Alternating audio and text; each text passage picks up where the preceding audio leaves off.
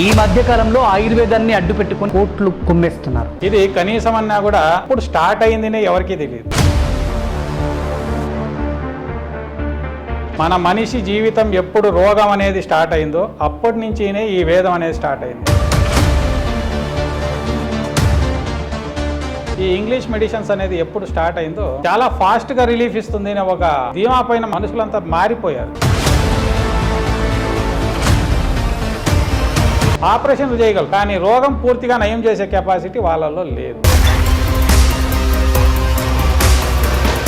మేము చాలా వరకు చెప్తూనే ఉన్నాం, ఇలాంటి వాడండి అంటే ఏం సైడ్ ఎఫెక్ట్లు వస్తుందా అని అడుగుతారు. కానీ వీళ్ళ తాతల ముత్తాతలు 120 ఏండ్లు 150 ఏండ్లు 200 సంవత్సరాలు బతికిండే ఇతిహాసాలు ఉన్నాయి మన దీంట్లో. పాలు పెరుగు ఇవి ఏది వాడకూడదు, ఎందుకంటే మాంసాహారాల జతకి చేపల జతకి పాలు పెరుగు వాడామనుకోండి విషం అవుతుంది. మరి ఆయుర్వేదం సైడ్ జనాలు ఎందుకు రావట్లేదు, మీరేం చెప్తారు? ఆ ఫ్యామిలీ డాక్టర్ అని ఒక మనిషి ఫారం కోళ్ళని సాకితే ఎలా మనం బోన్లో పెట్టి సాగుతున్నామో అలా అయిపోయింది మన జీవితం. ఒక మనిషిని మోసుకొని ఎత్తుకొని వస్తారు ఇక్కడికి, ఒక 4 నెలలు అయిన తర్వాత అతను కట్టి పెట్టుకొని నిదానంగా అతనే నడుచుకుంటూ వస్తుంటాడు. అది అద్భుతమే కదా.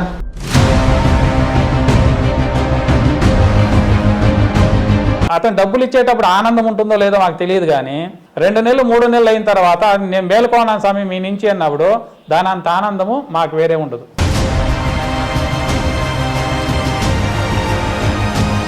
మన ఆరోగ్యం అనేది మనం పెంచుకోవాలంటే ఆల్మోస్ట్ ఆయుర్వేదమే శ్రేష్టమని నేను చెప్పగలను. కరోనా పేరుతోటి 1000 కోట్ల స్కామ్ జరిగింది. అదే టైంలో ఆనందయ్య అని ఒక కరోనాకు మందు కనిపెట్టాడు. ఆయన కనిపెట్టిన కొద్ది నెలలకి ఆయనను క్లోజ్ చేసి పడేసారు. ఆయుర్వేదానికి మాకు సంబంధం.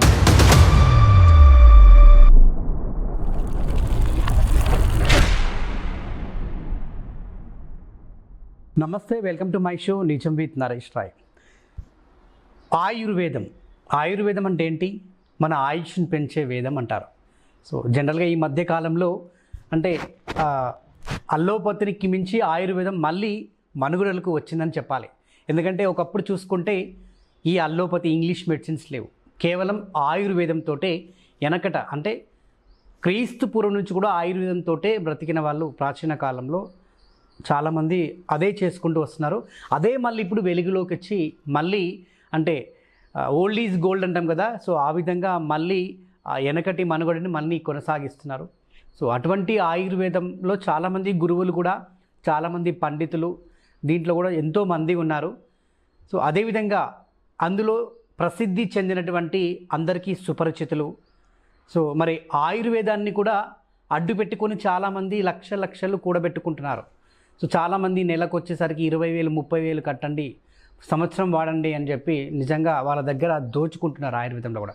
కానీ ఇక్కడ మాత్రం ఒక స్పెషాలిటీ ఏంటంటే నిజంగా మనకు అందుబాటులో చాలా అంటే తక్కువ ధరలో అన్నమాట వాళ్ళు ఇచ్చే మెడిసిన్ కూడా చాలా రీజనబుల్ ప్రైజెస్ ఉంటాయి. సో మరి నిజంగా ఇక్కడ ఎటువంటి వ్యాధులకి మెడిసిన్ దొరుకుతుంది, వారు ఎలా ప్రిపేర్ చేస్తున్నారు, సో ఆ ఒక ప్రిపరేషన్ కానివ్వండి, వారి యొక్క జీవన విధానం కావండి, వారి లైఫ్ స్టైల్ గురించి ఈరోజు మరిన్ని విషయాలు అడిగి తెలుసుకునే ప్రయత్నం చేద్దాం. సో ఆయనే సనాతన హెల్త్ కేర్ ఈ యొక్క సృష్టికర్త, ఆయన ఈ ఆయుర్వేదానికి. సో ప్రజెంట్ మన ముందున్నారు డీజీ రవికుమార్ గారు. సో ప్రస్తుతం మనం బెంగళూరు దగ్గరలో ఉన్నటువంటి హోస్కోటి దగ్గర ఉన్నాము. సో మరి ఆయన లైఫ్ స్టైల్ ఎప్పుడు స్టార్ట్ అయింది ఈ యొక్క ఆయుర్వేదంలో అనేది అన్ని విషయాలు తెలుసుకునే ప్రయత్నం చేద్దాం. నమస్తే గురుజీ, ఎలా ఉన్నారు? నేను ఇంట్రడక్షన్లో ఒక స్ట్రేట్ ఫార్వర్డ్గా ఒకటి చెప్పాను. ఈ మధ్యకాలంలో ఆయుర్వేదాన్ని అడ్డు పెట్టుకొని చాలామంది కోట్లు కుమ్మేస్తున్నారు. కానీ ఇక్కడికి వచ్చేసరికి మీ గురించి తెలిసినప్పుడు చాలా రీజనబుల్ ప్రైజెస్లో, ఇంత తక్కువ కూడా ఆయుర్వేదం మెడిసిన్ దొరుకుతుందా అనేది ఒక దగ్గర చూశాను, మళ్ళీ మీ దగ్గర చూస్తున్నాను. చాలా సంతోషం నిజంగా. సో ఆయుర్వేదం అంటేనే మన ఆయుష్ని పెంచే వేదం అంటారు నిజానికి. ఎందుకంటే క్రీస్తుపురం అంటే ప్రాచీన కాలం నుంచి మనకు తెలిసింది ఆయుర్వేదం ఒక్కటే, ఇంగ్లీష్ మెడిసిన్స్ ఎవరికీ తెలియదు. సో ఇప్పుడు మళ్ళీ అదంటే గత అంటే కొంతకాలం చాలామంది మర్చిపోయారు ఆయుర్వేదం అనేది. మళ్ళీ ఇప్పుడు మనుగడలోకి వచ్చి మళ్ళీ అందరూ ఆయుర్వేదం మీద పడ్డారు. సో ఆయుర్వేదం మెడిసిన్ వాడితే అంతా తగ్గిపోతుందన్న ఒక నమ్మకాన్ని మీలాంటి వాళ్ళు కల్పిస్తున్నారు. సో ముందుగా ఆయుర్వేదం గురించి మీ మాటల్లో ఏం చెప్తారు? మీరు చెప్పినట్లు ఆయుర్వేదం అంటే అంటే మన ఆయుష్ని పెంచే ఒక వేదము లాంటిది ఇది మన పూర్వకాలం అంటే మీరు చెప్పారు క్రీస్తు పూర్వమే, క్రీస్తు పుట్టక ముందు క్రీస్తు కూడా ఈ ఆయుర్వేదంలోనే పుట్టాడు. ఇది కనీసం అన్నా కూడా దీనికి ఎప్పుడు స్టార్ట్ అయిందని ఎవరికీ తెలియదు. మన మనిషి జీవితం ఎప్పుడు రోగం అనేది స్టార్ట్ అయిందో అప్పటి నుంచినే ఈ వేదం అనేది స్టార్ట్ అయింది, ఆయుర్వేదం అనేది. కారణం ఏమంటే అప్పట్లో మనిషిని పుట్టిన తర్వాత రోగం ఉండాలి కదా, ఆ రోగం ఎప్పుడు స్టార్ట్ అయిందో అప్పుడు ఆయుర్వేదం చెట్టు మూలికలు కూడా ఉన్నాయన్నమాట. దానికి ముందు నుంచినే చెట్టు మూలికలు ఉన్నాయి, కానీ ఎలా వాడుకోవాలా అనేది రోగం పుట్టిన తర్వాత స్టార్ట్ అయింది. ఆ చెట్టుని ఎలా వాడుకోవాలని. దానికి ముందు మనం రోజు అన్నం తింటున్నాం కదా, అవును, ఈ రోజు తింటున్నాం ఆ రోజు తింటున్నాం, అవును. కానీ అన్నానికి ఆయుర్వేదానికి వ్యత్యాసం ఏమైనా ఉందా? అది చెట్టు మూలికల నుంచినే కదా పుట్టేది, అవును. ఇది చెట్టు మూలికలు ఇంకానే పుడుతున్నాయి. కానీ ఈ మధ్యకాలంలో ఏమైపోయిందంటే ఒక 30-40 ఏళ్ళ నుంచి ఈ యువతలకి ఈ ఇంగ్లీష్ మెడిసిన్స్ అనేది ఎప్పుడు స్టార్ట్ అయిందో అప్పుడు చాలా ఫాస్ట్గా రిలీఫ్ ఇస్తుంది అనే ఒక ధీమా పైన మన మనుషులంతా మారిపోయారు ఇమ్మీడియట్లీ. ఆయుర్వేదం అంటే నిదానం, 2 నెలలు వాడాలి 3 నెలలు వాడాలి అనే ఒక పద్ధతి ఉంది. ఎందుకంటే రోగం అనేది కూడా అంతేనే, నిదానంగానే వస్తుంది, నిదానంగానే పోవాలి. అదేమైపోయిందంటే ఎప్పుడు ఫాస్ట్ ఫుడ్ అంటారు కదా, పై నిల్చుకోవడం, హోటల్లో ప్లేట్లో తినడం, ఆడబెట్టేయడం, వెళ్ళకపోతాడం, అలాంటి జీవితం అయిపోయింది ఈ ఇంగ్లీష్ మెడిసిన్ వచ్చిన తర్వాత. పోనీ ఏదైనా ఒక సమస్యకి పరిష్కారం ఉందా అంటే వాళ్ళలో లేదు. ఏ ఒక్క రోగానికి క్లియరెన్స్ లేదు. ఆపరేషన్లు చేయగలరు, ఆపరేషన్ చేసి ఏదో సమస్యను క్లియర్ చేయరు, కానీ రోగం పూర్తిగా నయం చేసే కెపాసిటీ వాళ్ళలో లేదు. అందుకేం చేశారంటే కరోనాకు ముందు ఆల్మోస్ట్ జనాలు దీనిపైనే ఉన్నారు, ఇంగ్లీష్ మీదనే ఉన్నారు, ఇంగ్లీష్ మందులే అది సమస్య అని. కరోనా ఎప్పుడు స్టార్ట్ అయ్యి మన జనాలకి కరోనా అనే ఒక భీతి అనేది పుట్టుకునిందో అప్పటి నుంచి ఆయుర్వేదం పక్క మొక్కు చూపుతున్నారు. మేము చాలా వరకు చెప్తూనే ఉన్నాం, ఆ రోజు నుంచి ఈ రోజు వరకు ఇలాంటి వాడండి ఏం సైడ్ ఎఫెక్ట్లు వస్తుందా అని అడుగుతారు. కానీ వీళ్ళ తాతలు ముత్తాతలు ఈ ఆయుర్వేదాన్ని వాడి 120 ఏళ్ళు 150 ఏళ్ళు 200 సంవత్సరాలు బతికిండే ఇతిహాసాలు ఉన్నాయి మా దీంట్లో. కానీ ఇప్పుడు వస్తున్న ఇంగ్లీష్ మెడిసిన్స్ని వాళ్ళని అడగండి, ఆలోపతిని పోయి అడగండి, ఒక మనిషి జీవితకాలాన్ని ఎంతవరకు లైఫ్ ఇవ్వగలరు అంటే 60 ఏళ్ళకి రాశారు వాళ్ళు. మరి మన దీంట్లో వస్తే 120 ఏళ్ళు ఎలా బతికారు వాళ్ళు, 150 ఏళ్ళు ఎలా బతికారు? కానీ మన ఆరోగ్యం అనేది మనం పెంచుకోవాలంటే, ఆయుష్ మనం పెరగాలంటే ఆల్మోస్ట్ ఆయుర్వేదమే శ్రేష్టం అని నేను చెప్పగలను. ఓకే, మీరు అన్నారు ఇంతకుముందు అంటే ఆయుర్వేదం మెడిసిన్స్ మనం తినే ఫుడ్ కూడా చెట్టు నుంచే వచ్చింది. ఓకే, సో దానికైనా వ్యత్యాసం ఉందా అంటే లేదు.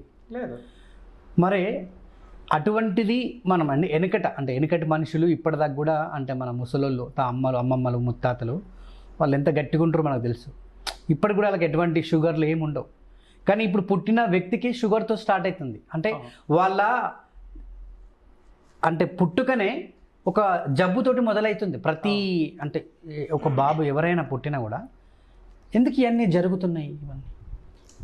ఇప్పుడు సింపుల్గా ఒక మాట చెప్తాను. ఇప్పుడు ఒక రైతు ఏం చేస్తాడంటే అద్భుతమైన చెట్టు మూలిక వాని దీంట్లో ఉన్నది, పొలంలో ఉన్నది. వీడేం చేస్తున్నాడంటే కలుపు ఔషధం కొట్టి దాన్ని చంపేస్తున్నాడు. ఈ స్ప్రే చేస్తున్నాడు మెడిసిన్స్కి, ఏది మనం తినే ఆహార పదార్థాలు స్ప్రే చేస్తున్నారు. కెమికల్స్ అన్నీ అదే ప్రకారంగానే బాధ ఉన్నది. వాటిని తింటే మనకేమొస్తుంది?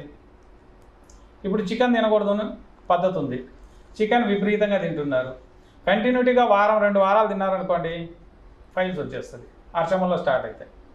మరి ఆ కాలంలో కొన్ని నాటుకోళ్ళు ఉన్నాయి, దినాము తిన్నా కూడా ఏ సమస్య లేదే. మరి ఆహారం మారిందా? పిజ్జా బర్గర్లు ముందున్నాయా?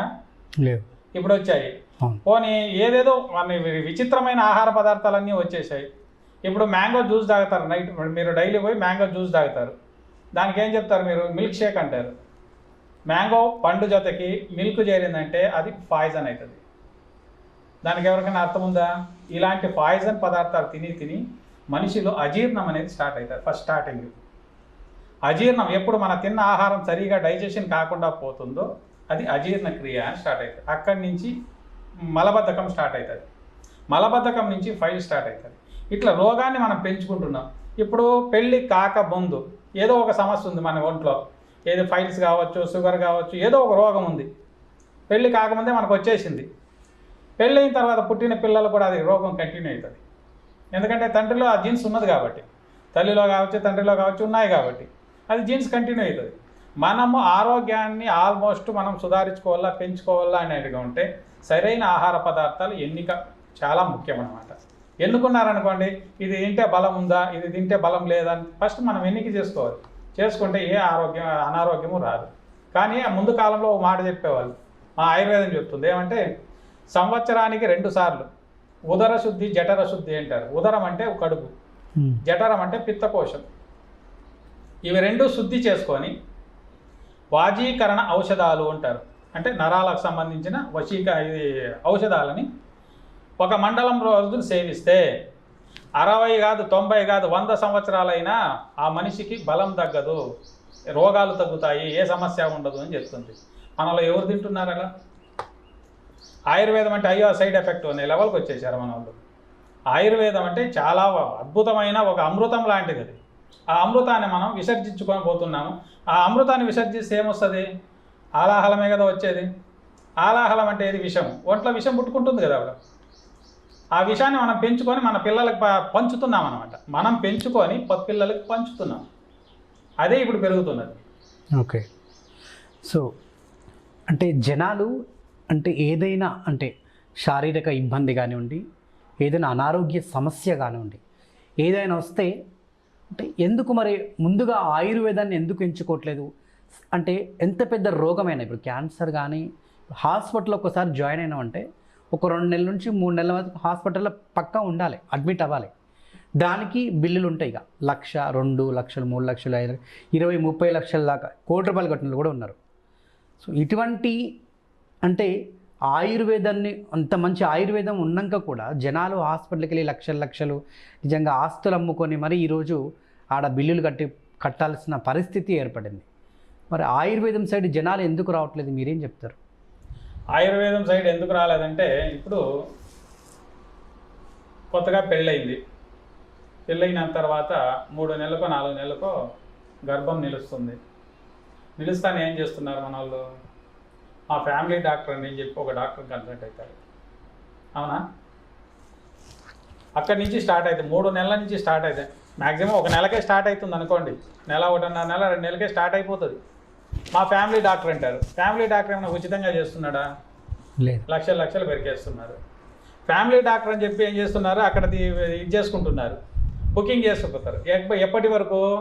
3 నెలల నుంచి, గర్భము దాల్చిన 3 నెలల నుంచి పిల్లలు పుట్టిన 3 నెలల వరకు, అంటే 1 సంవత్సరం రోజులు మా ఫ్యామిలీ డాక్టర్ అని ఒక మనిషి దీనికి ఏమైపోతుందంటే, ఈ ఫారం కోళ్ళని సాకితే ఎలా మనం ఓన్లో పెట్టి సాకుతున్నామో అలా అయిపోయింది మన జీవితం. ముందు ఆ కాలంలో ఎక్కడున్నారండి ఫ్యామిలీ డాక్టర్లు? ఎవరన్నా ఉన్నారా? ఊరికొక్కరో ఎవరో కాన్పులు చేసే ఆమె ఉండేవాళ్ళు, 2 ఊర్లకో 3 ఊర్లకో ఉండేవాళ్ళు. అప్పుడు పుట్టిన బిడ్డలు ఎలా ఉండేవాళ్ళు? బాగా గట్టిగా ఉండేవాళ్ళు. అవునా? ఆ పిల్లాడు మట్టిలో ఆడుతున్నాడు అనుకోండి, ఆడుకొని అని చెప్పి వదిలేసేవారు. కానీ ఇప్పుడు పిల్లలు మట్టిలో ఆడుతున్నారా? మట్టి అంటే ఇది ఏమంటున్నారే? గలీజ్ అంటున్నారు, డస్ట్ అంటున్నారు. అవునా? ఆ డస్టే మన పోషకాంశాలు ఉంటాయి దాంట్లో. ఆ పోషకాంశాలు మనం తెలుసుకోవడం లేదు. ఈ సంవత్సరం రోజులు 3 నెలల నుంచి స్టార్ట్ చేసి మాత్రలు ఇచ్చే స్టార్ట్ చేస్తారు, ఇంజక్షన్లు ఇచ్చే స్టార్ట్ చేస్తారు. ఆల్మోస్ట్ మన ఇమ్యూనిటీ పవర్ను మనం చంపేసుకుంటున్నాం ఒంట్లో. వాళ్ళు ఇస్తున్న ఇమ్యూనిటీ పవర్ను పెంచుకొని పిల్లలు పెంచుతున్నామే కానీ మన దేహంలో ఉన్న ఇమ్యూనిటీ పవర్ మనం పెంచుకోవడం లేదు. దాన్ని మనం తుంచుకొని ఈరోజు పిల్లల్ని పెంచుతున్నాం. అలా పెంచి 3 సంవత్సరాలు 4 సంవత్సరాలకి సోడా బుడ్డి వచ్చేస్తుంది పిల్లోనికి. 10 సంవత్సరాలు 8 సంవత్సరాలకి షుగర్ వచ్చింటుంది. 12 సంవత్సరాలకి ఆ పిల్లోడు తనకు తానే ఇంకా ఇన్సులిన్ వేసుకునే లెవెల్కి వచ్చేసిండారు. ఇప్పుడు దీనికి కారణం ఎవరండి? మనమే. మన ఆహార పదార్థాలను మనం మార్చుకున్నామనుకోండి, కంపల్సరీ ఆరోగ్యాన్ని మనం మేలు చేసుకోవచ్చు. ఇది చాలా అద్భుతమైన ఇది. మీరు అడిగినది తప్పు లేదు. కానీ మనం మంచి దావలో పోవాలంటే మన ఆహార పదార్థాలు మార్చుకోవాలి ఇమీడియట్లీ. మైదా పిండి ఎవరు తింటున్నారండి? ముందు కాలంలో ఎవరో తింటు. ఇప్పుడు బేకరీకి వెళ్ళాలి. బేకరీకి వెళితే చాలా రకాలైన ఫుడ్లు ఉన్నాయి, నానా రకాలు. ఏది పెంచుతారు? మాంసాహారాలు తింటుంటారు. ఇప్పుడు మాంసాహారం మనం తింటామనుకోండి, మాంసాహారం తినే జాగాలో మనం ఏం చేస్తున్నాము? పెరుగు వాడుకుంటున్నాం, పాలు వాడుకుంటున్నాం. పాలు పెరుగు ఇవి ఏది వాడకూడదు. ఎందుకంటే మాంసాహారాల జతకి చేపల జతకి పాలు పెరుగు వాడామనుకోండి విషం అవుతుంది. అలాంటి విష పదార్థాలు తినే బతుకుతున్నాము. ఏది తినాలా ఏది వదులుకోవాలని ఎవరికి తెలియడం లేదు. ఏది దొరికితే రుచిగా ఏది దొరికినా తినేస్తున్నారు. మీరు ఈ ఆయుర్వేదం దీంట్లోకి ఎప్పుడు వచ్చారు అసలు మొత్తం? నేను వచ్చి కనీసం అన్నా కూడా 25 సంవత్సరాలు అయిందండి. ఈ ఆయుర్వేదంకి గురువుల దగ్గర చేరి నేను విద్య నేర్చుకునే టైం 25 సంవత్సరాలు దగ్గర అయింది. ఎవరు మీ గురువు? గురువులు వచ్చి శ్రీశైలంలో ఒకరు ఉన్నారు, ఇక్కడ బెంగళూరులోనే కొంతమంది ఉన్నారు. నేను నేర్చుకొని ఒక్కొక్క దగ్గర కనీసం కూడా 2 ఏళ్ళు 3 ఏళ్ళు 5 ఏళ్ళు వర్క్ చేసి నేర్చుకున్నాను. నేర్చుకున్న తర్వాత ఇప్పుడు 4-5 సంవత్సరాల నుంచి నేనే సపరేట్గా వైద్యం చేసుకుంటూ వస్తున్నాను. మ్యాక్సిమం ఈ కరోనా సీజన్ నుంచి స్టార్ట్ చేసుకున్నాను. ఓకే, ముందుగా అంటే మీరు ఆయుర్వేదం మొదలుపెట్టినప్పుడు నిజంగా ఆ అనుభవాలు ఎట్లుండేటి? అంటే నేర్చుకోగలుగుతామా, అసలు ఇది మా వల్ల సాధ్యం అవుతుందా అన్న క్వశ్చన్ మార్క్ కూడా మనకు ఏర్పడుతుంది. అవునండి, దీంట్లో చాలా ముఖ్యమైనది ఏమంటే ఒక డాక్టర్ మీద పోటీగానే నేను వైద్యం నేర్చుకున్నాను. ఒక డాక్టర్ మీద పోటీగా నా కూతుర్ని చిన్నప్పుడు తీసుకెళ్ళి హాస్పిటల్కి తీసుకెళ్ళాను. వారమైనా జ్వరం తగ్గలేదు. అడిగాను, ఏమై వారం రోజుల నుంచి జ్వరం తగ్గలేదు, ఏం చేస్తున్నారంటే అది కాలేదు ఇది కాలేదు అక్కడికి పో ఇక్కడికి పో అని చెప్పి ఇచ్చేసారు. అప్పుడు వాళ్ళ మీద పోటీగానే నేను వైద్యానికి దిగాను. ఈరోజు జ్వరం కానీ ఎలాంటి సమస్యలు ఉన్నా కూడా పరిష్కారం చేసే కెపాసిటీ భగవంతుడు నాకు ఇచ్చాడు. అలాగే గురువుల దగ్గర చేరినప్పుడు ఏదైనా కొత్తగా నేర్చుకునేటప్పుడు ఉత్సాహం అనేది ఉంటుంది మనకి. కొత్తగా ఇప్పుడు కూడా అంతేనే. ఎవరైనా గురువులు మంచి విద్య ఉన్నది అన్నారనుకోండి, ఇక్కడి నుంచి ఎక్కడి వరకు కావాలన్నా కూడా పోయచ్చు. ఆంధ్ర తెలంగాణ అన్ని పక్కలు రౌండ్ వేస్తుంటాం. కారణం ఏమంటే విద్య అనేది ఒక ఆకలి లాంటిది. మనిషికి ఆకలి ప్రతిరోజు 3 పూట్లు ఎలా భోంచేస్తుంటారో ఆకలి అనేది, మాకు విద్య అనేది కూడా ఆకలి లాంటిది. మాకు ఎక్కడైనా భోజనం పెడుతున్నారంటే విద్య అనే భోజనం పెడుతున్నారంటే అక్కడికి వెళ్ళిపోతాను. దాంట్లో ఉత్సాహం ఎక్కువ ఉంటుంది, ఈ పొద్దుటికి ఉంటుంది. అలా చేసి ఈ వైద్యాన్ని నేర్చుకుంటూ వచ్చాను. ఓకే, సో ఇన్నేళ్లలో ఏమన్నా అద్భుతాలు జరిగినాయా మీ వైద్యంలో? రోజు జరుగుతూ ఉండేదన్నీ అద్భుతాలే కదండి. ఇప్పుడు విషయము హాస్పిటల్లో మేలు కాదు, ఫైల్స్ ఉన్నది, సింపుల్ మెథడ్. ఫైల్స్కి హాస్పిటల్కి వెళ్తారు, వాళ్ళు ఏం చేస్తారు? ఆపరేషన్లు అంటారు. ఆపరేషన్లు ఇస్తే వేరే ఇది లేదు. మలబద్ధకం ఉంది, పోనీ దానికి మందులు ఉన్నాయా? లేదు. గ్యాస్ట్రిక్ ఉందా? గ్యాస్ట్రిక్కి ఏమైనా మందులు ఉన్నాయా? లేదు. అప్పటికి ఎప్పుడు తీసుకుంటా అంటే తగ్గుతూ ఉంటుంది. అలాంటి వాళ్ళు మా దగ్గరికి వచ్చారనుకోండి, మేము ఆ మనిషిని మేము చూడం. మేము చూసే అవసరమే లేదు. మాకేం చెప్తారు? ఇటు వచ్చి కూర్చుంటారు, నాడి చెక్ చేసుకుంటాము. ఏం పని సమస్య అంటారు, ఇలాంటి సమస్య అన్నారనుకోండి, మందులు ఇస్తాం. అతన్ని చూసేది లేదు. మేము అది ఫిజికల్ టెస్టింగ్ అనేది మా దగ్గర లేదు. ఒక ఎక్స్రే తీయాలా అవి ఏది లేదు. అలాంటి సమస్య అది క్లియర్ అయిందంటే మాకు అద్భుతమే కదా. అది ఆ ఎంబీబీఎస్ డాక్టరు కొన్ని కోట్లు ఖర్చు పెట్టి చదువుకుంటున్నారు, చదివేసి ఏం చేస్తున్నారు వాళ్ళకు కానిది మేము ఇక్కడ చేస్తున్నామంటే అది అద్భుతమే కదా. అలాగే ఒక మనిషి కుంటుకొని నడుచుకుంటూ వస్తుంటాడు. ఇప్పుడు పారాలిసిస్ అయింది, ఒక మనిషిని మోసుకొని ఎత్తుకొని వస్తారు ఇక్కడికి. ఫస్ట్ స్టార్టింగ్లో వచ్చేటప్పుడు చూస్తాము, ఓహో ఇది ఇక్కడ సమస్య. ఒక 4 నెలలు అయిన తర్వాత అతను కట్టి పెట్టుకొని నిదానంగా అతనే నడుచుకుంటూ వస్తుంటాడు. అది అద్భుతమే కదా, అవునా లేదా? ఇప్పుడు స్కిన్ అలర్జీస్ ఉన్నాయి, సోరియాసిస్ లాంటివి చాలా సమస్యలు ఉన్నాయి. మీరు ఆసుపత్రికి వెళ్తారు, ఎన్ని రోజులు ఎన్ని సంవత్సరాలు తినాలా? వాళ్ళు ఏం చెప్తారు? మీరు చనిపోయేంత వరకు తింటా ఉండండి అంటారు. కానీ అతను 2వ నెల 3వ నెలకే రికవరీ అయిపోయాడు అనుకోండి, అది అద్భుతమే కదా. మాకు పేషెంట్ డబ్బులు ఇస్తాడు కదండి, మేము కూలి తీసుకుంటాం కదా, మందులకి డబ్బులు తీసుకుంటాం కదా. తీసుకున్న తర్వాత అతనికి మందులు ఇస్తాం మేము. ఇచ్చి అతను డబ్బులు ఇచ్చేటప్పుడు ఆనందం ఉంటుందో లేదో మాకు తెలియదు. కానీ 2 నెలలు 3 నెలలు అయిన తర్వాత నేను మేలుకోనా స్వామి మీ నుంచి అన్నప్పుడు దాని అంత ఆనందము మాకు వేరే ఉండదు. అతను ఇచ్చే డబ్బుల మీద ఆనందం ఉండదు మాకు, అది జీవనం నడుస్తుంది అంతే మాకు. కానీ నేను మేలుకున్నాను స్వామి బాగా అయిపోయినాను మీ నుంచి అన్నాడు అనుకోండి, దాని అంత ఆనందం ఇంకేం కావాలి మాకు. అది కదా మాకు అద్భుతము. అలాంటివి చాలా ఉన్నాయండి. ఓకే, సో అంటే ఇక్కడికి జనరల్గా చాలామంది వస్తుంటారు కదా, మీ దగ్గర క్యూర్ అయిన వాళ్ళు చాలామంది ఉన్నారా? ఉన్నారు, చాలామంది. 5 సంవత్సరాల నుంచి నేను ఇది వర్క్ చేస్తున్నానంటే ఊరికే కాదు కదా. ఎందుకంటే మేలు కాకుండా ఉండేవాళ్ళు ఇప్పుడు 3 సంవత్సరాల వెనకాల నా దగ్గర మందులు తీసుకో ఉంటారు. 3 సంవత్సరాల వెనుక తీసుకుంటారు. మళ్ళీ ఈరోజు ఫోన్ చేసి అడుగుతారు, సార్ అలాంటి సమస్య మరి నాకు మళ్ళీ అలాంటి సమస్య చోటు చేసుకుంటుంది, మందులు ఇవ్వండి. మరి అతనికి క్యూర్ అయింటే కదా మళ్ళీ మనకి చేస్తాడు. క్యూర్ కాకుండా పోతే ఎందుకు చేస్తారు వాళ్ళు? అప్పుడు మనకి మేలు అవుతా ఉండదనే కదా లెక్క.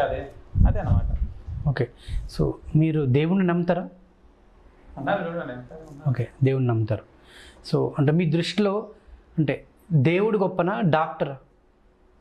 మీలాంటి వైద్యులు. నాకు దేవుడు గొప్ప, రోగికి నేను గొప్ప. సో పొద్దున్న లేస్తే మనం స్నానం చేసుకొని పూజ గదిలోకి వెళ్ళి, భగవంతుడా నేను బాగుండాలి, నా ఆరోగ్యం బాగుండాలి, నాకు అంటే నేను చేసే బిజినెస్ బాగుండాలని మనం అన్ని బాగోగులు కోరుకుంటాం, నా ఆరోగ్యం బాగుండాలని కూడా కోరుకుంటాం. మరి మీరు ఎందుకు, ఇంకా దేవుడు ఉన్నాడు కదా, మేము దేవుడిని మొక్కుకుంటే దేవుడు మాకు చేసేస్తాడు కదా, అట్లాంటప్పుడు మీలాంటి వైద్యులతో మాకేం పని? నేను తెల్లవారితో లేస్తే ఏం చేస్తాను తెలుసా? దేవుని మొక్కుతాను. మొక్కేసి నన్ను నమ్ముకున్న పేషెంట్లకు అన్ని మేలు చేయప్పని అడుగుతాను. ఫస్ట్ రోగాన్ని నయం చేయండి, అతను ఇచ్చేది పుచ్చుకునేది మళ్ళీ కదా, ఫస్ట్ రోగం నయం చేయండి అని చెప్తాను. ఓకేనా? ఇంకోటి ఏదో అడిగారు మీరు, దేవుడిని గొప్ప, వైద్యులు గొప్ప. నాకు నేను అప్పుడే చెప్పాను మీకు ఏమని, నాకు దేవుడు గొప్ప, పేషెంట్కి నేను గొప్ప. ఎందుకంటే దేవుడు ఏం చెప్తాడంటే, దేవుడు మనిషి రూపంలోనే ఉంటాడు అంటారు. దేవుడు మనిషి రూపంలోనే ఉంటాడు. ఇప్పుడు మీకేమన్నా చెడు జరుగుతున్నది, అక్కడ వచ్చి మేలు చేశాను అనుకోండి, అప్పుడు ఏమవుతుంది? అది దేవుడు ఎవరైతారు అక్కడ? అయితే మీకు ఒక ఉదాహరణ అని చెప్తాను. ఉదాహరణ కాదు, జరిగినవి చెప్పండి. సో ఇప్పటికి కూడా అంటే అది సిటీలో కానివ్వండి, విలేజ్లో కానివ్వండి, సో మనకి ఏదన్నా అంటే జరగకూడనిది, అంటే కాలు చేతులు పడిపోవడం, నోటి మాట బంద్ అవ్వడం, లేదంటే పిచ్చి పిచ్చిగా చేయడం, సో ఇట్లాంటి కేసెస్ వచ్చినప్పుడు ఏం చేస్తామంటే, అరే ఈయనకేదో గాలి జోకింది, ఇంకేమైనా అయిందేమో అని చెప్పి భయపడి మన వాళ్ళు ఏం చేస్తారు, ఏ మంత్రగాడి దగ్గరనో, లేకుంటే దేవుడు వచ్చే వాళ్ళ దగ్గరనో, లేకుంటే ఏదన్నా అమ్మవారి దగ్గరకో తీసుకెళ్ళి ఇట్లా మరి ఇట్లా చేస్తున్నాడు, పిచ్చి పిచ్చిగా అయింది, మరి దయ్యం పట్టిందా, గాలి జోకిందా, ఏమైంది, నోటి మాట బంద్ అయింది, ఇష్టం వచ్చినట్టు ప్రవర్తిస్తున్నాడు, కొడుతున్నాడు, అది చేస్తున్నాడు, ఇది చేస్తున్నాడు, ఏం అర్థం కావట్లేదు అని చెప్పి మనం హాస్పిటల్కు అక్కడికి తీసుకెళ్లకుండా అక్కడికి తీసుకెళ్ళిపోతాం. అటువంటి అలాంటప్పుడు మీలాంటి వైద్యులతో మాకు పని ఏంటంటాను నేను. ఇప్పుడు 2 రకాలు ఉన్నాయి మా దగ్గర. ఇప్పుడు అతనికి సమస్య వచ్చిందంటే, ఒకటి ఉన్మాదం అనేది ఒకటి ఉంటుంది. ఉన్మాదం అనేది పిచ్చి పెట్టే ఇదైనప్పుడు ఆ మెంటలీలో నర్వ్స్ కొన్ని ఆ బ్యాలెన్స్ తప్పుతాయి అన్నమాట. తప్పినప్పుడు అతనికి ఉన్మాదం అనేది స్టార్ట్ అవుతుంది. స్టార్ట్ అయినప్పుడు ఏం చేస్తుందంటే, ఆ మైండ్ అనేది ఏం చేస్తుందంటే, ఎదురుగా ఉన్న వ్యక్తి ఏం చెప్తాడో దాన్ని మాత్రమే ఆలకిస్తుంది. అంటే పాజిటివ్ ఎక్కువ ఏది ఉంటే, ఇప్పుడు దేవస్థానం వెళ్ళాలి మనం అన్నారనుకో, నేను దేవస్థానం వెళ్ళాలి, దాన్ని మాత్రమే ఆలకిస్తుంది. ఈ సొంతంగా ఇతనికి మైండ్ ఉండదు, ఏం చెప్పాలో డిస్కషన్ చేసుకోవాలని తెలియదు. ఎదుటివాడు ఏం చెప్తాడో దాన్నే ఆలోకిస్తూ ఉంటారు. దాని నుంచి ఏం చేస్తారంటే, ఫస్ట్ ఇతనికి ఉన్నట్లు ఇట్లా అయిపోయింది కదా అని చెప్పేసి వైద్యుల దగ్గరికి తీసుకెళ్తారు. ఏది మాట మంత్రాలు, ఏదో మాయల మంత్రాలు అని చెప్పి చేసింటారు, తీసుకెళ్తారు. దాంట్లో తప్పేం లేదు. కొన్ని మందులతో క్లియర్ కానివి దోషాలు ఉంటారు. దాన్ని మంత్రదోష అంటే ఇవాళ గ్రహ దోషాలు ఉంటారు. ఇప్పుడు ఎక్కడో పోతున్నారు, ఇప్పుడు మన ఇళ్ళ దగ్గర శ్మశానం ఉంది. శ్మశానం దగ్గరికి తీసుకెళ్ళేటప్పుడు ఏం చేస్తారంటే, పీనిగనవుతాను దింపుతారు, తెచ్చుకొని పోతూ దింపుతారు. దాన్ని ఇలిజాడు అంటారు, దాన్ని ఇలగాడు అంటారు, అంటే దింపిన చోటు అంటారు. ఆ శ్మశానంలో ఆ దేహం అక్కడ పోయి కాల్చేసిన తర్వాత అక్కడ ఆత్మ అక్కడ ఉంటుందో లేదో కానీ ఇక్కడ ఉంటుంది అనమాట. అవునా? ఈ స్పాట్లో ఉంటుంది. ఎట్లా? అదంతే. అది అక్కడ దింపి అక్కడ శాస్త్రాలు చేస్తారు కొన్ని. ఆ శాస్త్రాలు చేస్తే అక్కడ ఉంటుంది అది, ఆ ఆత్మ అనేది. శ్మశానంలోకి ఎంట్రీ లేదు ఒకటికి. శ్మశానాల్లో ఎందుకు ఎంట్రీ లేదంటే, హరిశ్చంద్రుని స్థాపిస్తారు అక్కడ. ఒక శ్మశానం ముందు కాలంలో ఒక శ్మశానాన్ని నియమించాలంటే దానికి హరిశ్చంద్రుని స్థాపన అనేది ఉండాలి. పూర్వకాలంలో పద్ధతులు ఉన్నాయి. అక్కడ అతను ఉంటాడని చెప్పేసి ఈ ఆత్మలు అక్కడికి వెళ్ళవు. కానీ ఇక్కడ దింపారు కదా చూడండి, ఇక్కడ ఉంటుంది. అట్లాంటి జాగాలో మనము మధ్యాహ్నం కావచ్చు, ఎక్కడైనా కానీ మనం పోతూ ఉన్నామనుకోండి, మన టైం సరిలేనప్పుడు, ఇప్పుడు గ్రహదోషాలు ఉంటాం, ఒక టైంలో మంచి ఎయిర్ అప్ అండ్ డౌన్ ఉండే ఉంటుంది మనిషికి. డౌన్ అయిపోయినప్పుడు, మన గ్రహచారాలు బాగలేనప్పుడు, ఆ దావలో నడిచేటప్పుడు అది కూడా మన వెనకంటే వస్తుంది. పూర్వకాలంలో ఏం చేసేవాళ్ళు, కాళ్ళు చేతులు కడుక్కొని ఇంట్లోపలికి వెళ్ళేవాళ్ళు. ఇంటి మీద మా తల మీద నీళ్లు చల్లుకొని. కానీ మనం ఏం చేస్తున్నాం, డైరెక్ట్గా చెప్పులతో సమేతంగా నేరుగా ఇంట్లోకి వెళ్ళిపోతున్నాం. దాని అర్థం ఏంటి, దావింటి పోయేటి ఏదైనా దుష్టశక్తులు నీళ్ళు అవి మన వెనకంటే వస్తుంటాయి అనమాట. సో మీరు మీ సైన్స్ని నమ్ముతారా లేకుంటే దేవుని నమ్ముతారా? మరి రెండూ నమ్ముతానండి.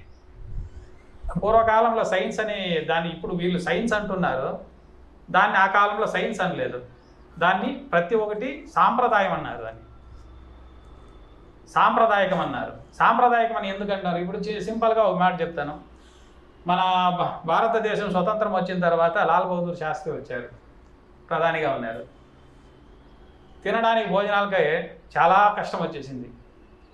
అప్పుడు ఒక శాస్త్రం చేశారు. ఏమని చేశారు తెలుసా? సోమవారము శనివారము ఉపవాసం ఉండి సత్యాగ్రహం ఇది ఉపవాసం ఉండి దేవుణ్ణి ప్రార్థిస్తే మంచి జరుగుతుంది అని పబ్లిసిటీ చేశారు. అట్లయినా వారంలో 2 రోజులైన ఉపవాసం ఉంటే మన ఆర్థికత స్తోమత పెరుగుతుంది అని. చాలా దిగజారిపోయింది ఆర్థికత. అప్పుడు వర్షాలు పడకుండా చాలా సమస్యల్లో పడ్డారు. అప్పుడేం చేశారంటే అవునంట అని చెప్పి పబ్లిసిటీ అయ్యి ఈ రోజుకి శనివారాల్లో ఎవరు ఒక్క పొద్దు ఉంటారు తెలుసా మీకు? ఉంటారు, ఒక్క పొద్దు ఉంటారు. దాన్ని ఒకరు అడిగారు, ఇది ఎట్లా అన్నారు. సైంటిఫిక్గాను చాలా మంచిది ఇది అన్నారు. ఎందుకంటే వారం అంతా తింటారు, ఒకరోజు ఉపవాసం ఉన్నారనుకోండి ఆ డైజెషన్ బాగా అవుతుంది, ఆరోగ్యం బాగుంటుంది అన్నారు. మరి దీన్ని చూసారా దాన్ని చూసారా? వాళ్ళు మన జనాలకి సాంప్రదాయకంగా చెప్పితే మాత్రమే అర్థమవుతుంది. మన ఆర్థిక సైంటిఫిక్గా చెప్తే ఎవరికి అర్థం కాదు. దానికి ఏం చేస్తారు, దానికి మనం ఏం చేస్తామంటే మన సంప్రదాయాన్ని మన ఆచారాల్ని దానికి లేపనం చేస్తాం, చేసి చెప్తే అప్పుడు నమ్ముతారు మన జనాలు. అదే లాల్ బహదూర్ శాస్త్రి వచ్చి మన ఆర్థిక సమస్య సరిలేదయ్యా వారంలో 2 రోజులు భోజనం మానుకోండి అన్నారనుకో, వీడు ప్రధాని సరిలేదు అని తిప్పేస్తారు ఇమీడియట్లీ. అవునా లేదా? ఇలాగేనే గుడి గోపురాలు కూడా అలాగే వచ్చిండేది. ఇప్పుడు తెల్లవారితో లేచి ఏదో టెన్షన్స్ ఏదో అవతల వెళ్తుంటావు, నీ వర్క్కి ఎక్కడికో వెళ్తుంటావు. ఒక దేవుడిని చూసావనుకో, దేవుడు ఉన్నాడో లేదో అక్కడ నీకు అవసరం లేదు. గుడి చూసావనుకో నీ మనసులో ఏమొస్తుంది? రిలాక్స్ వస్తుంది కదా. నువ్వెంత కోపంలో ఉన్నా, ఎంత మైండ్ అప్సెట్లో ఉన్నా కూడా దేవుని చూసిన తక్షణ నమస్కారం అంటావు. అప్పుడు నీకు అక్కడ సైన్స్ వచ్చిందా, సాంప్రదాయం వచ్చిందా? సాంప్రదాయం అంటే సైన్స్ వచ్చింది. సాంప్రదాయం వచ్చిన తర్వాతే సైన్స్ వచ్చింది. ఇప్పుడు దాన్ని వీళ్ళు ఇంగ్లీష్ పదాలు వాడుకొని సైన్స్ అన్నారే కానీ అది శాస్త్రము. సో దాన్ని సైన్స్నే శాస్త్రం అంటున్నారు, శాస్త్రాన్ని సైన్స్ అన్నారు ఇప్పుడు. గ్రేట్. ఈ ఇంటర్వ్యూ తోటి నేను ఒక విషయం నేర్చుకున్నాను. అంటే చాలామందికి తెలియదు, అంటే సాంప్రదాయంతో సైన్స్ వచ్చిందనేది మాత్రం ఇప్పుడు మీరు చెప్తేనే నాకు తెలిసి, ఈ వీడియో ద్వారా నాకు తెలిసి ప్రేక్షకులకు తెలుస్తుంది బహుశా. సో నిజంగా అంటే శాస్త్రాలనే సాంప్రదాయం అన్నారు, ఆ సాంప్రదాయమే సైన్స్ అన్నారు. అవును, స్ట్రైట్ ఫార్వర్డ్గా చెప్తే ఎవరు వినరు. సో మీరు అన్నట్టుగా అది ఒక సాంప్రదాయ రూపంలో వారికి తెలియపరిస్తేనే. ఇప్పుడు తెల్లవారితో లేచి ఒక గుడికి వెళ్ళమంటారు, ఎందుకోసం తెలుసా? తెల్లవారితో సూర్యోదయం అయ్యేటప్పుడు ఇది సైన్స్. అప్పుడులో మన వాళ్ళు కనిపెట్టిన శాస్త్రవేత్తలు అన్నారు, దాన్ని మనం శాస్త్రవేత్తలు అంటాం దాన్ని. వాళ్ళు కనిపెట్టిన సైన్స్ ఏమిటంటే తెల్లవారితో సూర్యుడు ఉదయించేటప్పుడు ఆ వెలుగులో కొన్ని కిరణాలు వస్తాయి, బ్లూ కలర్ షేడ్స్ వస్తాయి. ఇది ఎవరికైనా అర్థమైందా? ఎవరికి అర్థం కాదు అనేది కూడా. అది ఎలా వస్తుందంటే, మీరు మధ్యాహ్నం అయితే ఎండ విపరీతంగా తగులుతుంది, మరి తెల్లవారితో ఎందుకైనా ఎండ అంత విపరీతంగా రాదు? దీని గురించి ఎవరైనా యోచన చేశారా? తెల్లవారితో ఉదయించే సూర్యుడు చెట్టు మూలికలు ప్లస్ ఆ ఒక గాలి దీని స్పర్శతో వస్తూ ఉంటుంది. తెల్లవారితో సూర్యుడు ఎనీ టైం ఎప్పుడు ఒగేమంటే ఉండేది అతనికి, 24 గంటలు ఒగేమంటే ఉంటుంది. మధ్యాహ్నం వచ్చిన మాత్రమే వేడి ఎందుకు ఎక్కుతుంది అంటే డైరెక్ట్గా ఎండబడుతుంది కాబట్టి. ఇక్కడ ఇండైరెక్ట్గా పడుతున్నది. ఆ చెట్టు మూలికల్లో ఉన్న ఒక ప్రభావము ప్లస్ ఆవిరైతూ ఉంటుంది. చెట్టు మూలికల్లో ఉండే ఒక అంశాలు ఆవిరైతూ ఉంటుంది. ఆ ఆవిరి ఆ కిరణాల ముఖాంతరంగా మనకు వచ్చి చేరుతూ ఉంటుంది. దానికి తెల్లవారితో 6 గంటలకి ఉదయాన్నే లేచేసి ఒక ఎక్సర్సైజ్ వాకింగ్ ఎక్కడైనా పోతుంటే మైండ్ అంతా ఫ్రెష్గా ఉండేది దానికి. రెండవది వచ్చి దేవాలయాలకు ఎందుకు వెళ్ళాలంటే ఆ సూర్యకిరణాలు మన దేవస్థానం పైన ఒక లోహాలతో కలశాలు పెట్టింటారు గుడి గోపురాల పైన. దానిపైన ఆ కిరణాలు పడితే ఆ కిరణాల నుంచి చుట్టుపక్కల ఉన్న వాతావరణం ప్రశాంతత ఉంటుంది. మీరు గుడికి వెళ్ళినప్పుడు మాత్రమే మీకు ఈ ప్రశాంతత దొరుకుతుంది. మరి అక్కడి నుంచి కాంపౌండ్ ఇడ్చి అవతల వస్తానే ఆ ప్రశాంతత పోతుంది. ఎందుకని? కొన్ని క్రిములు ఆ గంట సౌండ్కి క్రిములు చనిపోతాయి. ఇవంతా సైన్సే. ఇప్పుడు అంటున్న సైన్స్, అప్పట్లో శాస్త్రాలు అంటారు దాన్ని. ఓకే. చాలా రకాలైన పద్ధతులు ఉన్నాయి అవంతా. దాన్ని తెలుసుకున్నామంటే మన భారతదేశం చాలా గొప్పదని ఈ రోజుకు మనకు ఒక అవగాహన ఉండాలి. ఓకే. 30-40 ఏండ్ల క్రితం వెనక్కి వెళ్దాం మనం. అప్పుడైతే జిమ్ములు లేవు, ఇవన్నీ యోగా సెంటర్లు ఏం లేవు. అప్పుడైతే పొద్దున్న లేచి ఉరుకుడు ఎక్సర్సైజ్ చేసి ఇవి లేవు 40 ఏండ్ల కిందట. ఈ జిమ్ములు ఇట్లా ఏం లేవు. ఇప్పుడు నువ్వు పొద్దున్న లేచి నువ్వు వాకింగ్ చేసి జిమ్ చేసి లేకుంటే యోగా చేసి ఇది చేస్తేనే నువ్వు పర్ఫెక్ట్గా ఉంటావు, లేదంటే నీ పని అంతే అని చెప్పేసి డాక్టర్లు అదే చెప్తారు, పెద్దలు కూడా అదే చెప్తారు. మరి వెనకటి అన్నీ లేవు కదా, లేకున్నా కూడా అంత స్ట్రాంగ్గా పొట్టలు లేకుండా నీట్గా 100 ఏండ్లు బతికిన వాళ్ళు ఉన్నారు. ఏంది పరిస్థితి? ఇప్పుడు చిన్నగా సింపుల్గా ఒక విషయం చెప్తాను, ఇతిహాసం చెప్తాను. ఎవరో ఇతను ఖిల్జీ ఏమంటారు అతన్ని, మొహమ్మద్ ఖిల్జీనే అతను రాజు ఒకడు ఉన్నాడు. మొఘల్ సామ్రాజ్యం ఉన్నప్పుడు అతని పేరు బాగుంది, ఖిల్జీ అని. అతను వస్తాడు. అతను నలంద యూనివర్సిటీని అగ్గిపెట్టినాడు. నలంద యూనివర్సిటీకి అగ్గిపెట్టాడు. 6 నెలలు కాలింది అప్పట్లో నలంద యూనివర్సిటీ. అంటే మన ఒక భారతదేశ సాంప్రదాయ ప్రకారంగా ఎన్ని శాస్త్రాలు ఉన్నాయో అన్నీ 6 నెలలు కాలి బూడిదయ్యాయి. ఎందుకు కాలాయంటే అక్కడ ఒక అతని పేరు కూడా బాగా ఉండాలి, వైద్యుడు, వైద్యుడు, పండితుడు. ఇతనికి ఒక రోగం ఉన్నింది. ఎవరికి? ఈ ఖిల్జీకి. ఈ రోగం నయం చేయాలా, ఎలా చేయాలంటే అక్కడ వాళ్ళ దీంట్లో పరిచయాలు మొత్తం ఆ పక్కంతా చూసినారు, ఆ రోగం నయం కాలేదు. ఇక్కడికి వచ్చిన తర్వాత ఇతన్ని అడిగారనమాట ఆ కాలంలో, ఈ రోగాన్ని నయం చేయగలవా అని. చేస్తానన్నారు. ఒక మెడిసిన్ కడుపుకి ఇవ్వకుండా, పైన లేపనం లేకుండా నువ్వు నాకు ముందు ఇవ్వగలవా, నా రోగాన్ని నయం చేయగలవా అని అడిగాడు. ఓ ఇస్తానన్నాడు. ఎట్లా అని, నీకు దాంతో అవసరం లేదు, నీకు రోగం కావాలి, క్లియర్ కావాలి అంతే కదా అని. అవును అన్నాడు. సరే అని చెప్పి దాన్ని ఏం చేశారంటే, నువ్వు ఖురాన్ చదువుతావా అన్నాడు. చదువుతాను. ఆ ఖురాన్ నాకు ఇవ్వు అన్నాడు. ఆ ఖురాన్ తీసుకెళ్ళాడు. మళ్ళీ 1 మండలం 2 మండలాలు అయిన తర్వాత మళ్ళీ ఒక ఖురాన్ తెచ్చి అతని చేతికి ఇచ్చాడు. ఇచ్చి ఏం చేశాడంటే, ఈ పుస్తకాన్ని ప్రతిరోజు చదువుతా ఉండండి అన్నాడు. ఆ పేజీలు తిరిగేసుకొని చదువుతారు కదా, చదువుతూ ఉంటే కనీసము 1 మండలం రోజులకి ఆ రోగం అనేది పూర్తిగా నయమైపోయింది. అప్పుడు ఇతనికి డౌట్ వచ్చింది, ఎలా ఇది అని. అప్పుడు మళ్ళీ అతన్ని పిలిపించారు, వైద్యుని పిలిపించి, ఎలా ఇది అన్నారు. నువ్వు చదువుతున్న బుక్లోనే నా ఆయుర్వేదం ఉందయ్యా అన్నాడు. నువ్వు ఇలా తిప్పేసేటప్పుడు ఆ పేజీలో ఉండే ఒక స్పర్శ అనేది ఉంటుంది కదా, ఆ స్పర్శతోనే నీ రోగం నయమైంది.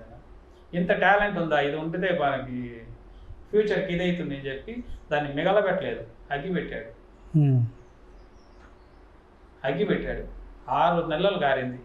అంటే అప్పుడు సైన్స్ ఎలా ఉంది, అప్పుడు శాస్త్రం ఎలా ఉన్నాయి, ఆయుర్వేదం అనేది ఎలా ఉండాలి, అవునా లేదా? మన ఇతిహాసాలు అన్నమాట ఇవన్నీ. ఇతిహాసాలకు పోతే చాలా ఉన్నాయని చూసుకుంటే, అప్పట్లో శాస్త్రవేత్తలు అలాంటి బలమైన ఆహార పదార్థాలు ఉండేటివి. తెల్లవారితో ఇప్పుడు మీరు అడిగారు, అప్పుడు యోగాలు ఉన్నది లేదని. ఊరుకోకటి ఉండిందండి, యాది ఈ కుస్తీ పైల్మాన్లది. కుస్తీలు చేసేవాళ్ళు పైల్మాన్లది ఊరుకోకటి ఉండింది. మరి ఇప్పుడు ఎక్కడ ఉన్నాయి అవి? లేవు. ఇప్పుడు జిమ్ అంటున్నారు, అప్పుడు దాన్ని ఏమంటున్నారు? యోగశాల అనే దాన్ని అన్నారు.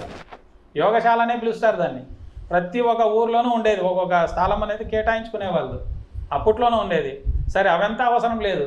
ఇప్పుడు ఒక రైతు తెల్లవారుతో లేసి 6 గంటల 5 గంటలకే లేచి పొలాల్లోకి పోయి గుద్దిలు తీసుకొని తవ్వుతుంటాడు. దానికన్నా ఎక్సర్సైజ్ ఇంకేం కావాలి? ఇప్పుడు రైతులు ఏం చేస్తున్నారు? ఊరికి ఇట్లా పట్టుకొని పోతుంటారు, మిషన్లు పట్టుకొని 4 మిషన్లు పెట్టుకునేశారు. మడక దున్నేవాళ్ళు. మేము చిన్నప్పుడు చేసామండి దాన్ని, మడక దున్నాం. పైరు ఇట్లా అప్పట్లో 6 నెలలు పంట ఉండేది వరి, 5 నుంచి 6 నెలలకు వరి పంట. ఇప్పుడు ఎన్ని నెలలకు వచ్చిందండి? 3 నెలలకి 2 నెలలకు వచ్చింది. కారణం ఏంటి? దాని ఆయుష్ తగ్గింది, మన ఆయుష్ తగ్గుతున్నది. ఇప్పుడు అప్పట్లో ఏది అవసరం లేదు. ఇప్పుడు బియ్యం అనేది ఇప్పుడు ఎర్ర బియ్యం వస్తున్నది, బైరోడ్ల బియ్యం అని వస్తున్నది. అది ఉడికేదానికి కనీసం అన్నా కూడా 1 గంట నుంచి 3/4 గంట కావాలి బాయిల్ కావాలంటే. అది బలమైన ఆహార పదార్థం, అది అందుకు బాయిల్ కావడానికి అంత అవుతుంది. ఇప్పుడు తెల్ల బియ్యం వస్తున్నదండి, 10 నిమిషాల్లో అన్నం అయిపోతుంది. ఎందుకు? దీన్ని తింటే ఈ రోగాలు వస్తున్నాయి, దాన్ని తింటే రోగం రాదు. ఇప్పుడు కూడా అంతేనే, దాన్ని తింటే రాదు. అలాగా ఆహార నియమాలు మారిపోయినాయి. ముందు కాలంలో సెట్టుల్లో చేసేవాళ్ళు, మట్టి సెట్టెలు, కాఫరు, ఇండోలియం, ఇది ఇత్తడి అని వస్తుంది, ఇత్తడి, ఇలాంటి దాంట్లో భోజనాలు చేసి తినేవాళ్ళు. ఇప్పుడు ఏం చేస్తున్నారు? అల్యూమినియం పాత్రలు ఎక్కడివో అవే ఉన్నాయి. వీటి నుంచి రోగాలు రాకుండా ఏమవుతాయండి? దీని గురించి తెలుసా మీకు? అల్యూమినియం పాత్రల గురించి జైళ్ళల్లో వాడేవాళ్ళు బ్రిటిష్ వాళ్ళు.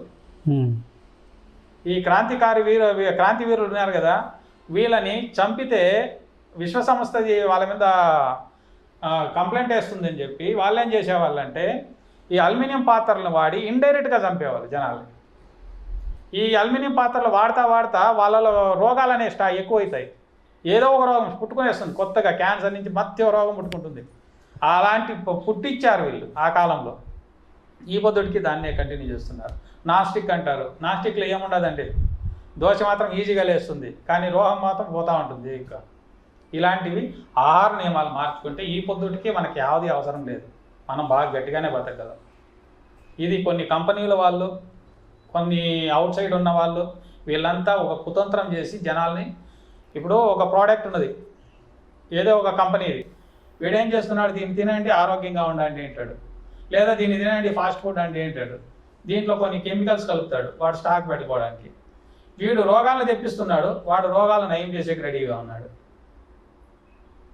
రెండు పక్కల మన జోబుకే కత్తరండి, అవునా లేదా? ఇలాగా ఇవన్నీ కార్పొరేట్ కంపెనీలు. వీళ్ళకేం కావాలి? డబ్బు కావాలి, మన పెన్లాం బిడ్డలు బాగుండాలి అంతే. ఇప్పుడు ఒక కంపెనీ ఉన్నదండి, ఏది హర్బల్ లైఫ్ అని ఒకటి ఉంది, అది విదేశాల్లో బ్యాన్ చేశారు. మరి మన దేశంలో ఎందుకుందండి అది? హర్బల్ లైఫ్ అని పేరు పెట్టుకుని అన్ని కెమికల్సే వాడుతున్నారు. దాన్ని తాగినాడు ఎవడు న్యాయంగా ఉద్ధారం కాలేదు. మరి దాన్ని బ్యాన్ చేయొచ్చు కదా, చేయరండి. వాళ్ళకి ఆదాయం కావాలి, గవర్నమెంట్కి ఆదాయం కావాలి. ఆదాయం లేకుండా పోతే ఏది కానీ వాళ్ళ పెళ్ళాలు కూడా అన్నం పెట్టరు వీళ్ళకి ఆదాయం లేకపోతే. అలాంటి సమస్యలు వచ్చి పుట్టుకున్నాయి. మన ఆరోగ్యాన్ని మనమే చెప్పుకుంటున్నాం. ఓకే, కరోనా పేరుతోటి 1000 కోట్ల స్కామ్ జరిగింది ఒక్కసారి కరోనా రావడంతో. అది ఇంకా కొనసాగుతుంది. అంటే మెడికల్ మాఫియా అనేది చాలా దారుణంగా జరిగింది. సో అదే టైంలో ఆనందయ్య అనే ఒక ఆయుర్వేదిక్ సంబంధించిన వ్యక్తి కరోనాకు మందు కనిపెట్టాడు. ఆయన కనిపెట్టిన కొద్ది నెలలకి ఆయనను క్లోజ్ చేసి పడేసారు, కరోనా మందు ఇవ్వకుండా. ఆయన దగ్గరికి కొన్ని లక్షల మంది క్యూలు కట్టారు, ఆనందయ్య దగ్గర కరోనా మందు దొరుకుతుందని.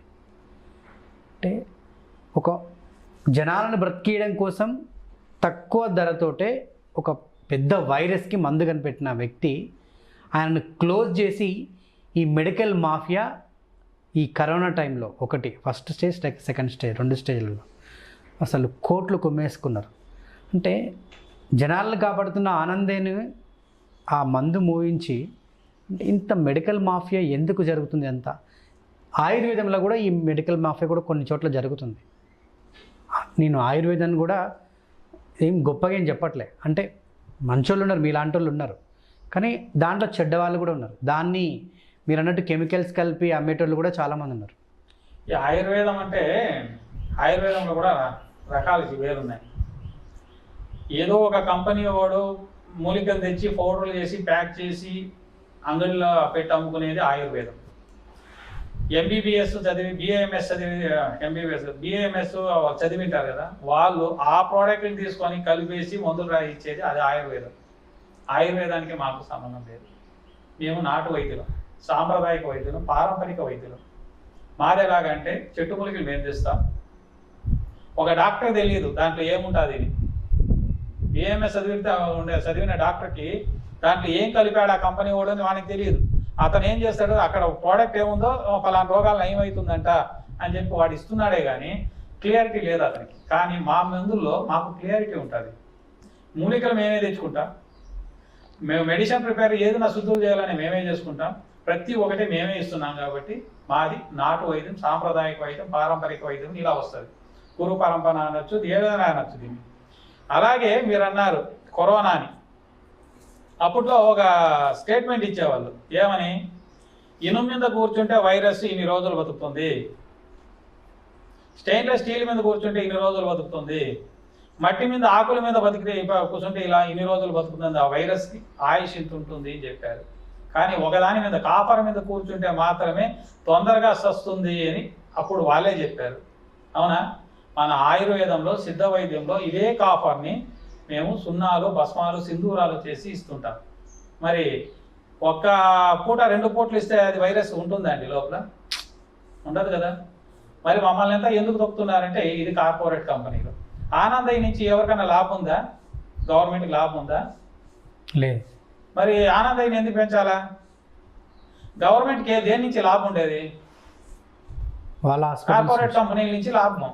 వాళ్ళు డబ్బులు ఇస్తారు, వేల కోట్లు కావాలంటే వాళ్ళు ఇస్తారు. వాళ్ళ నుంచి లాభం ఉండదు. ఆనందం నుంచి ఏం లాభం ఉంది? మాలాంటి వాళ్ళ నుంచి ఏం లాభం ఉంది? మేము అమ్మ పంట కొంటే చెట్లు పెంచుకుంటే రైతుల నుంచి కొంటాము, మందులు తయారు చేసి మేము ఇస్తాము. రైతు బతుకుతాడు, మేము బతుకుతాము, పేషెంట్ బతుకుతాడు.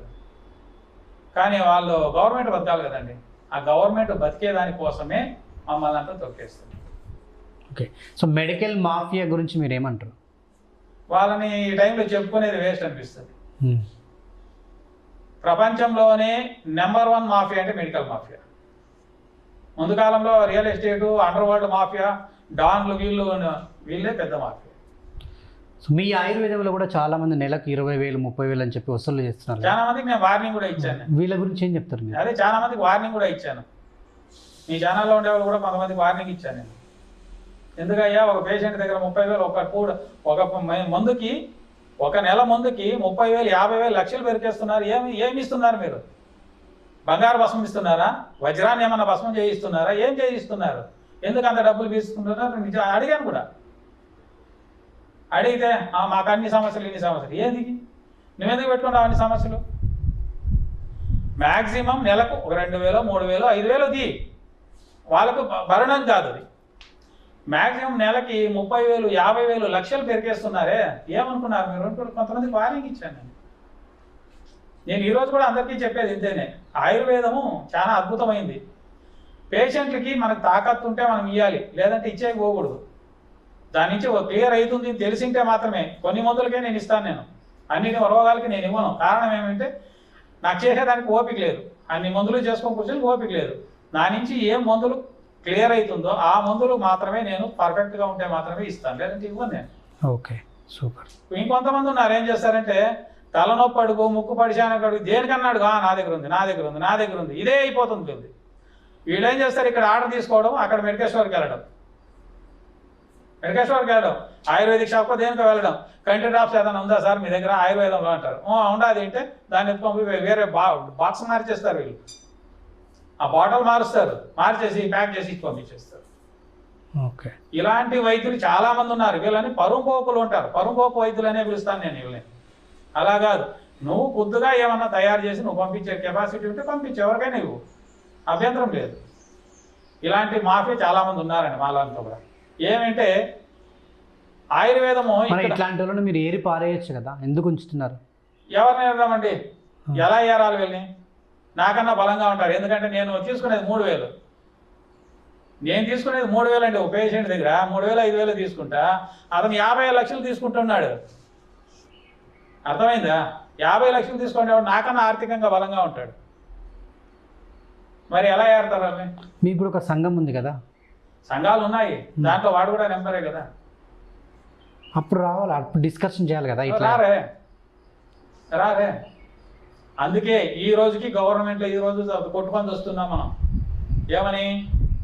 మనం ఇట్లున్నదబ్బా, సమస్యలు ఉన్నాయి, మనమంతా బలంగా కట్టుగా నిలుచుకొని గవర్నమెంట్ దగ్గరికి వెళ్తే మనకు ఒక ఇది వస్తుంది, పేరు వస్తుంది, మన నిలుస్తాం రేపు నాడు అని చెప్పి అడుక్కుంటున్నాం. కానీ రారే వీళ్ళు. అలాంటి సమస్యలు చాలా ఉన్నాయండి. దాన్ని మనం గీక్కోకపోతే కాదు. ఏమంటే నేను చెప్పేది మీ మీడియా ముఖాంతరంగా నేను చెప్పేది ఇంతేనే. వైద్యుడు అనేవాడు ఎంత కావాలో అంతే తీసుకోవాలి. ఎక్కువ ఆశపడితే అది మిగలదు. ఎందుకంటే అతను ఏ కష్టపడి ఏం నరకం అనుభవిస్తుంటాడు, రోగం వచ్చి నరకం అనుభవిస్తుంటాడు. అతని దగ్గర నుంచి మనము మందులు లక్షలకు పెరుకున్నామనుకోండి, అతను ఏదో బాధపడి రోగం నయం కావాలి, ఇల్లు ఏదో ఒకటి అమ్మేసి ఎత్తుకొని వచ్చి ఇక్కడ పెడతాడు. రోగం ఏమో నయం చేస్తాం, మళ్ళీ వాడు తీరుకోవాలంటే ఎన్ని రోజులు కావాలడు, ఎన్ని సంవత్సరాలు కావాలి? ఆయుర్వేదంలో అంత ఓవరు కాస్ట్లీ మెడిసిన్లు ఏమీ లేవండి. ఉన్నాయి, లేదని లేదు. ఏది స్వర్ణభస్మాలు కావచ్చు, రజత భస్మాలు కావచ్చు, వజ్ర భస్మాలు, ఇవన్నీ కలిపేటప్పుడు ఆ రేటు ఉంటుంది. కానీ సామాన్యమైన రోగాలకన్నిటికీ అంత రేట్లు ఉండవు. కానీ అయినంత తక్కువ తీసుకోవడం చాలా మంచిది. వీళ్ళ పిల్లల బాటిలో కూడా బాగుంటారు, ఆరోగ్యంగా ఉంటారు. ఊరోళ్ళంతా ముంచేసి మనం బాగుపడాలంటే అది అవుతుందా? అది కాదు.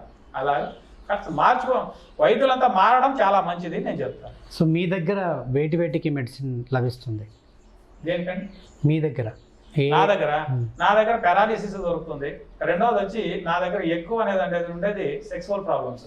ఓకే. ఈ స్పర్మ్ కౌంట్ అనేది మనుషుల్లో లేకుండా, ఈ మగారిలో లేకుండా ఏమవుతుందంటే పిల్లలు పుట్టలేదు అని చెప్పేసి ఆ దేవస్థానాలు, ఈ దేవస్థానాలు, వైద్యులు IVF అంటే అవి ఇవి తిరుగుతుంటారు. ఎందుకంటే స్పర్మ్ కౌంట్ అనేది ఇతనికి 0 ఉంటుంది, కొంతమంది 10, 20, 30 ఇంతే ఉంటుంది. మ్యాక్సిమం 70 నుంచి 80 మిలియన్స్ ఉంటేనే ఒక ఆరోగ్యవంతమైన బిడ్డ పుడుతుంది. ఆ ఒక స్పర్మ్ కౌంట్ పెరిగేదానికి నా దగ్గర మెడిసిన్స్ ఉంటాయి. రెండవది వచ్చి పారాలిసిస్, ఫైల్స్, జాయింట్ పెయిన్స్, ఈ షుగరు, ఇలాంటి సమస్యలకు నా దగ్గర మందులు దొరుకుతాయి. ఓకే, థ్యాంక్ యూ అండి. చాలా ఇన్ఫర్మేషన్ ఇచ్చారు ఈరోజు. నేను అంటే మీ ఇంటర్వ్యూ తోటి కూడా నాతో పాటు మా ప్రేక్షకులు కూడా కొన్ని కొత్త విషయాలు నేర్చుకున్నారు, తెలుసుకున్నారు. ఎందుకంటే అంటే సైన్స్ ఏంటి, అసలు శాస్త్రాలు ఏంటి, సాంప్రదాయాలు ఏంటి అనేది కూడా ఇలా కొత్తగా నేను ఈ ఇంటర్వ్యూ ద్వారా కొన్ని నేర్చుకున్నాను. ఇది ఇంటర్వ్యూ ద్వారా చాలామంది ప్రేక్షకులకు కూడా కొంత ఇన్ఫర్మేషన్ వెళ్తుంది. సో మీలాంటి వాళ్ళు ఇటువంటి విషయాలు కొన్ని ఇంకా చెప్తూ ఉంటే మేము కూడా అంటే మా జనరేషన్ వాళ్ళు కూడా మేము అప్డేట్ అవుతుంటాం, ఆయుర్వేదం గురించి మరిన్ని విషయాలు తెలుసుకుంటాం. Thank you so much. Thank you.